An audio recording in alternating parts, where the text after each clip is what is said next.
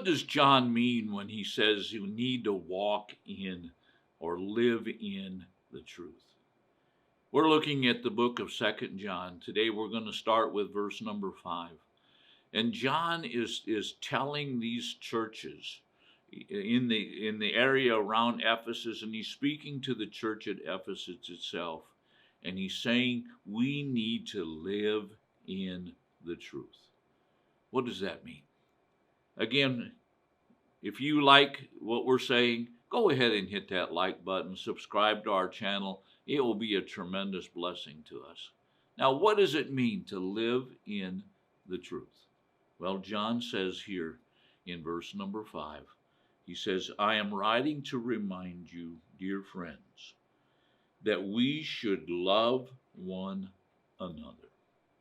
You see, living in the truth means, first of all and most of all, that we are loving one another. You know, almost every sin that I can think of starts with us not loving someone. If you're having the sin of hatred or the sin of anger, why is that? Because at the core of those sins is selfishness. If you have the sin of pride, then at the core of that pride is selfishness. And what is selfishness? Selfishness is a love of self, but not a love of others. And so John is zeroing in on this. How do we walk in the truth? We walk in the truth, first of all, by loving one another. Now, again, this word love is the Greek word agape. And it's not the type of love that we have towards our brothers. That's known as phileo love. It's a brotherly love. It's not a love that we have where we say, I love bologna, or I love this, or I love that. That's just a desire or an affection for something. This is agape love. And this is the type of love that gives of itself unconditionally. Let me remind you that John wrote here in verse number 3 that he said, grace, mercy. You see, love is full of mercy. It's loving people unconditionally. It's loving God unconditionally. And so John says, he says, I am writing to you, dear friends, that we should love one another. Now notice, he didn't say here that we should love all the world, all the people of the world. John is centering in and he's saying we need to love one another. And when he says love one another, he's talking about the church. You see, when the church loves one another, when the church loves the rest of the members of the body of Christ, it's a testament to all the rest of those who are around us that there's love in that place. You know, I think the greatest compliment that a church could ever receive was, I walked in your church and I felt love. You know, that's got to be the most rewarding and the most beautiful thing said about a church. I walked in your church and I know that God was there because I was loved. You know, many times in our churches we've mechanicalized. We've made sure that the greeters are at the door, but you know what? People can tell whether they're really loved or not. And so John here is saying, he's saying that we should love one another. And then he says, this is not a new commandment, but one that we have had from the beginning. In other words, John's saying, you know what? This is something that started way back with Jesus.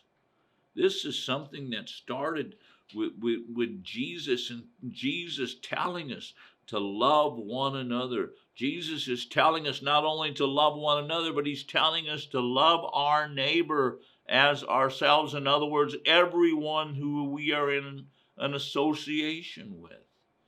This is not a new commandment.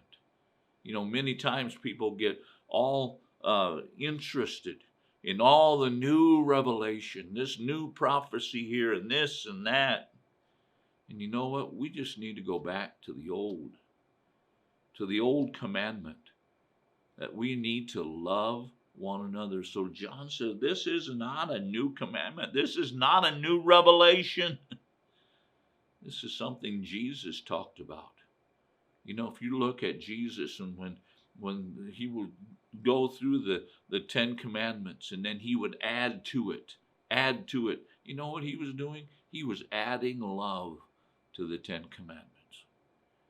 He was adding this thing called giving of yourself, this self-sacrificing, unconditional type of love.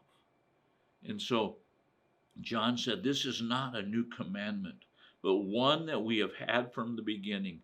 And then verse number 6, love means doing what God has commanded us to do. What is love?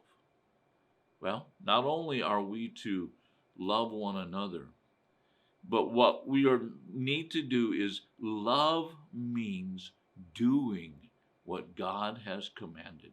You see, when we love God, first of all, we will do what he says. And what is his commandment? That we love one another.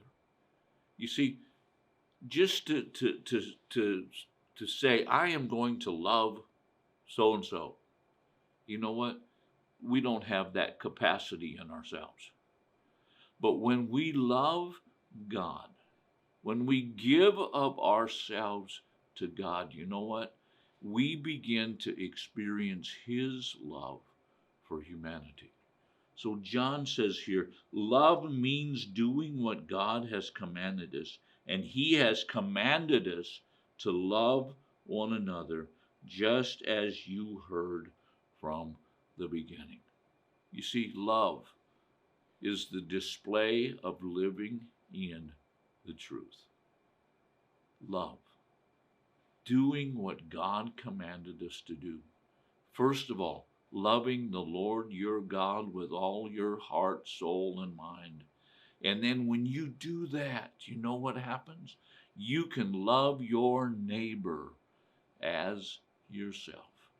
Because when we love God, God releases in our hearts his love for others. It's not impossible to love unconditionally. Do you understand that? Because it's God's love that's flowing through you to a lost and dying world. Thank you for listening today. I hope that you join us again tomorrow for Thrive in the Word.